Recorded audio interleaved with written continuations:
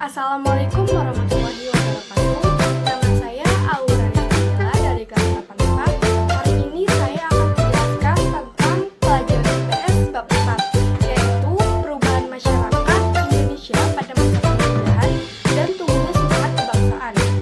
Dari sini saya akan menguasai pelajaran IPS pada bab 4 ini dan menjelaskan materi di bab 4, yaitu penjelasan materinya itu ada kedatangan bangsa barat ke Indonesia, latar belakang bangsa barat, kedatangan bangsa barat ke Indonesia, kondisi masyarakat Indonesia pada masa penjajahan, pengaruh monopoli dalam perdagangan, pengaruh kebijakan kerja paksa, pengaruh sistem sewa tanah, pengaruh sistem tanah paksa, perlawanan terhadap kolonialisme dan imperialisme, tumbuh dan berkembangnya semangat kebangsaan, latar belakang munculnya nasionalisme Indonesia, organisasi pergerakan nasional Indonesia, pergerakan nasional pada masa pendudukan Jepang, dan perubahan masyarakat Indonesia pada masa penjajahan. Nah, di sini kita langsung aja buka bab 4 halaman 193.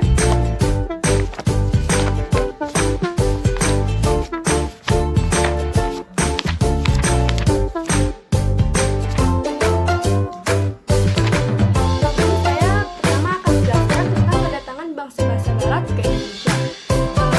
Saya baca dulu ya. Keunggulan lokasi berperan penting terhadap kegiatan ekonomi, transportasi, dan komunikasi masyarakat Indonesia.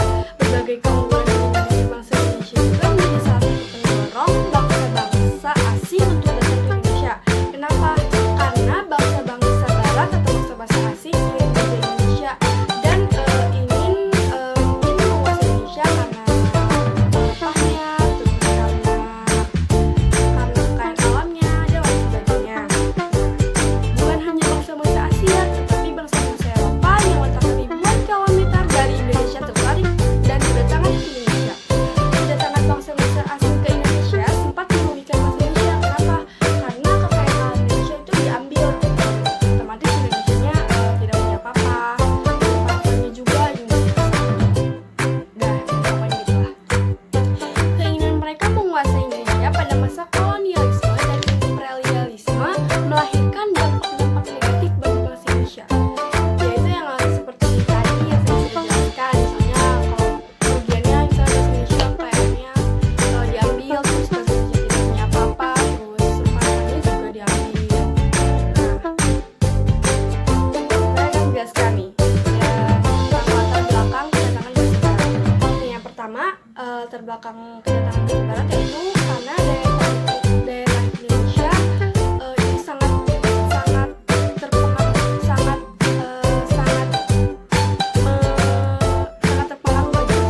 kita di Indonesia. Misalnya karena rempah-rempahnya, misalnya kayak cengkeh, terus kemiri, pala, dan merica itu kan masuk rempah.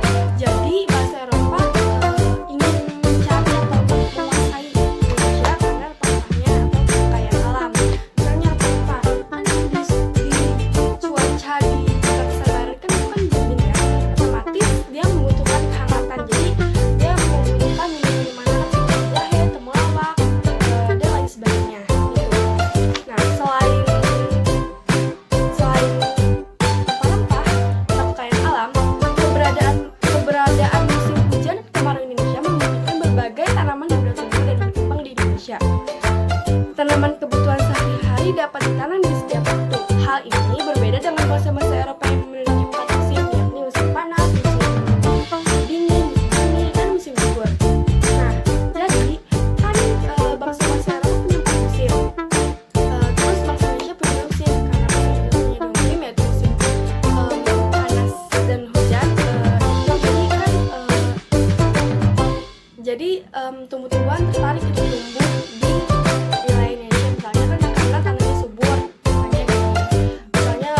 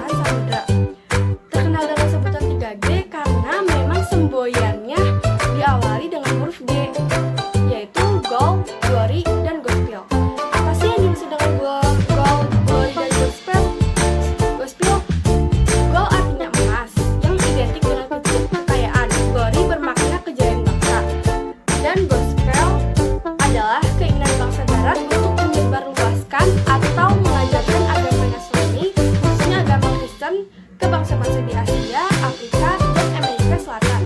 Yang ketiga, revolusi industri. Revolusi industri merupakan salah satu pendorong imperialisme modern. Sudah sangat lama bangsa-bangsa Eropa menggunakan Nusantara atau Indonesia sebagai sumber rempah-rempah.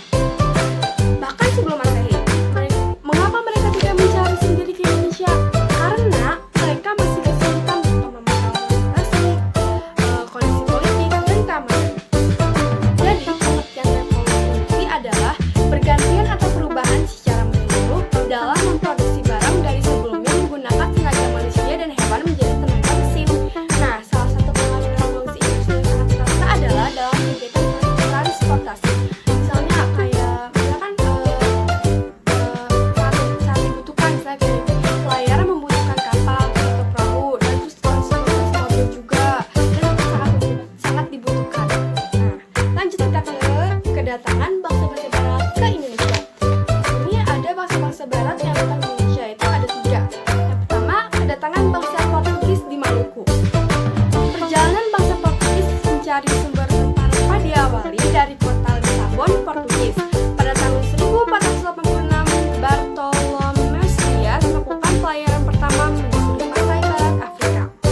Ia bermaksud melakukan pelayaran di India, namun gagal.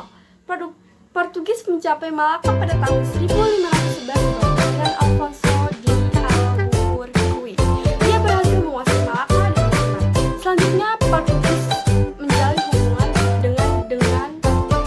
dengan dagang Maluku.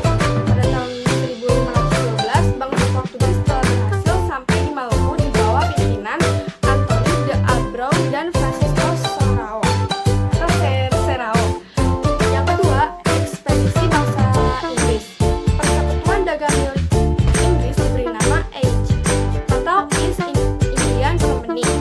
Di dalamnya bergabung para pengusaha Inggris. Walaupun Inggris tiba di kepulauan Nusantara, pengaruhnya tidak terlalu banyak seperti halnya Belanda. Hal ini disebabkan EIC terdesak oleh Belanda, sehingga Inggris menyingkir ke India atau Asia Selatan dan Asia Timur. Yang ketiga, kedatangan bangsa Belanda di Jayakarta atau Jakarta. Jayakarta merupakan pelabuhan penting di Pulau Jawa yang kemudian menjadi markas transit.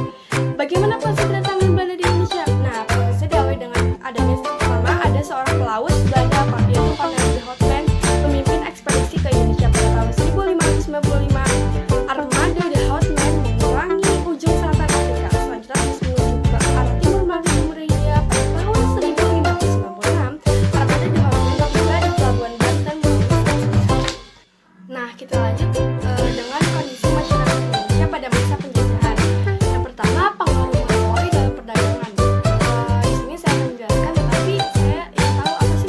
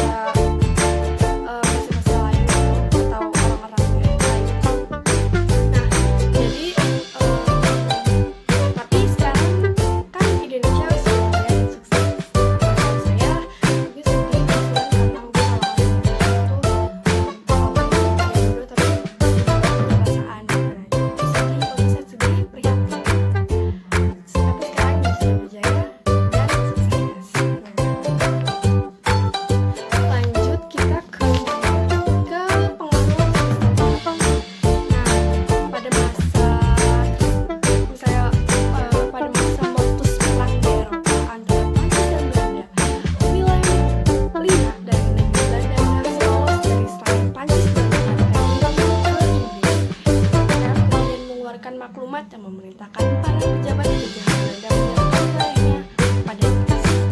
Maklumat ini didasarkan agar jajahan Belanda tidak jatuh ke tangan Prancis. Saat Inggris menguasai Indonesia, Gubernur Jenderal Lord Clinton membagi daerah jajahan Belanda menjadi 6 gubernur, yakni Malaka, Sumatera, Jawa, dan Maluku. Lord Clinton selanjutnya menyerahkan tanggung jawab kekuasaan atas seluruh wilayah kepada Letnan Gubernur Thomas Transport Raffles. Nah, di sini ada sistemnya, yaitu antara lain petani harus menyewa tanah meskipun dia adalah pemilik tanah tersebut. Harga sewa tanah tergantung kepada kondisi tanah milik. Pembayaran sewa tanah dilakukan dengan uang. Bagi yang tidak memiliki tanah dikenakan pajak lokal.